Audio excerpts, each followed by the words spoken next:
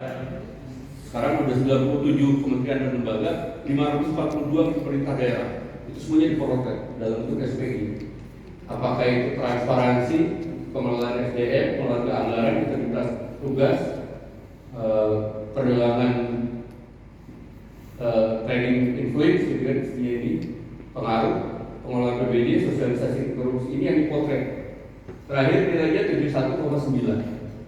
Jadi ya, semua daerah pasti Pemda punya angka ini, kementerian juga punya, lembaga juga punya. Bedanya apa sama IPK? Kalau SPI setelah dipotret, gitu kan, sedia, lalu kita kasih rekomendasi, kan gitu sih. Bapak, ini loh rekomendasinya, coba perbaiki, tahun depan dipotret lagi, mudah-mudahan naik, kan gitu sih.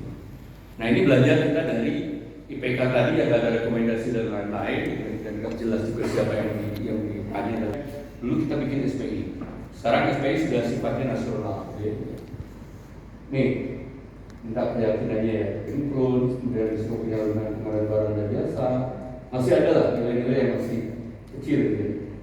Bapak tinggal lihat aja nilai Bapak di jaga.go.id gitu kan ya.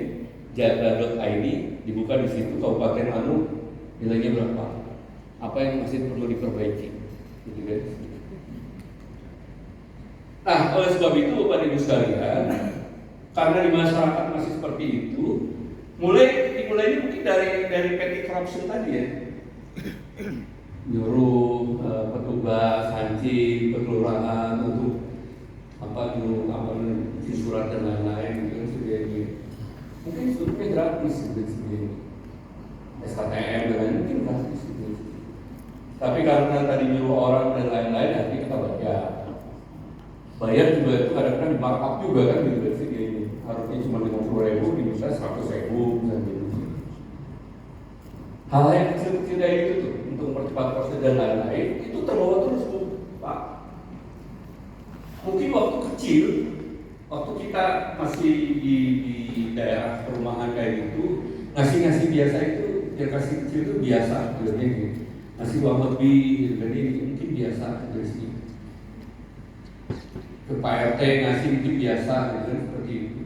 Tapi kebiasaan kecil tadi dalam hal memberi tadi hadiah dan seterusnya, itu kalau terus dilakukan, kemudian suatu saat yang satu jadi pejabat, yang satu jadi pengusaha, gitu di sini ini ya, ini. Lalu kebiasaan tadi yang memberi sesuatu itu dilakukan juga, ketahuan sama KPK, karena itu jadi suap, jadi gratifikasi gitu sih. Dulu mungkin kalau kita ngasih ke siapa namanya petugas di kelurahan misalnya ini ya, kasih uang terima kasih 25.000, kasih 30.000 dari situ, mungkin biasa ini.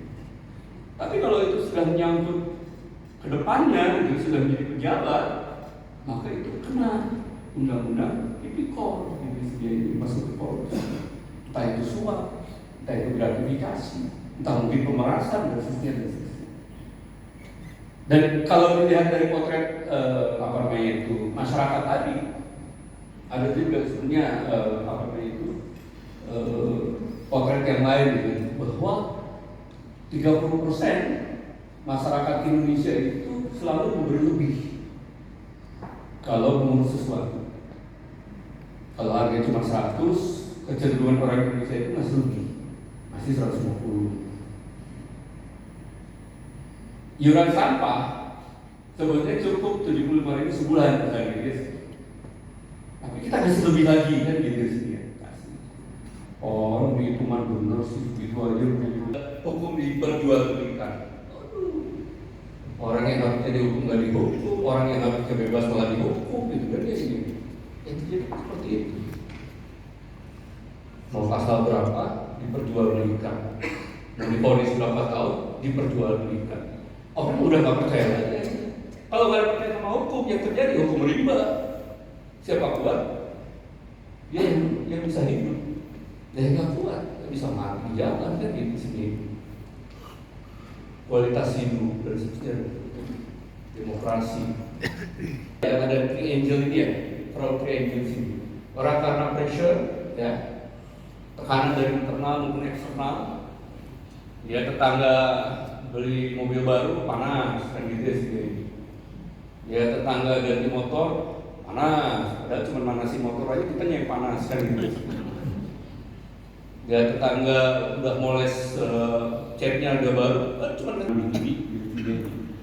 kalau di KPK mungkin yang disebut dengan penyelenggara negara tadi gitu di sini, bahwa yang ditangani oleh KPK adalah yang direct corruption yang dilakukan oleh para penyelenggara negara. Kalau korupsinya bukan oleh penyelenggara negara, ya bukan oleh KPK, mungkin oleh kejaksaan, mungkin oleh kepolisian. Siapa yang disebut dengan penyelenggara negara? Kalau dari undang-undang sebelumnya, boleh jadi kalau misalnya menteri, wakil menteri, dirjen, sekjen, eselon 1, anggota DPR. Kalau di daerah mungkin kalau gubernur, wakil gubernur, sekda, sampai sekda, eselon 1 B, kemudian eselon 1. Wali kota di kota atau kabupaten ya bupati, wali kota, wakilnya, udah terus itu. Sekdanya enggak, karena sekda eselon 2. Apalagi kepala dinas gitu. Kepala dinas bukan urusan KPK kalau melakukan korupsi gitu. Boleh jadi urusan kejaksaan atau kepolisian gitu sih. Tapi banyak juga di KPK yang ditangkap tuh eselon 1 ada, eselon 2 juga ada, eselon 3 juga ada, bahkan eselon 4 juga ada di sini. Bahkan swasta juga ada di sini. Kan klaster gitu ya. Ada klaster yang terkait dengan kerugian negara, penggelapan jabatan, perbuatan curang, pemerasan, gratifikasi, suap menyuap, benturan kepentingan atau tindak pidana lain yang berhubungan dengan korupsi di sini. Yang mana? Yang kena ya tergantung penyidiknya nanti kan gitu kan, dari penyelidikan dan penyidiknya masuknya ke pasal berapa ya nggak tahu kita juga seperti apa kan gitu. Oh ternyata suap menyuap ya berarti pasal yang ada di sini. Pasal 5, pasal 11 dan seterusnya. Oh pemerasan, kalau pemerasan berarti pasal sekian. Oh gratifikasi pasal sekian. Awal berarti sudah ada di dua pihak. Ada ijab kabulnya kira-kira ya kalau suap. Saya beri uang sekian, tapi tolong punya cepat-cepat ya. Yang terimanya saya terima uang ini akan saya percepat. Ada di komitmen. Nah kalau ketahuan ya dua-duanya kena. Kalau gratifikasi mana yang boleh diterima dan tidak harus dilaporkan di sini. Ini. Kalau kita sebagai pejabat, itu kan sebenarnya ada yang naktir kita dan apa ya, kalau memang udah jelas-jelas itu berhubungan dengan kegiatan dan tugas kita ya tolak aja gitu. Kalau nggak bisa diterima laporkan di sini. Lalu ada gratifikasi dalam kedinasan ini boleh diterima tapi harus dilaporkan di sini.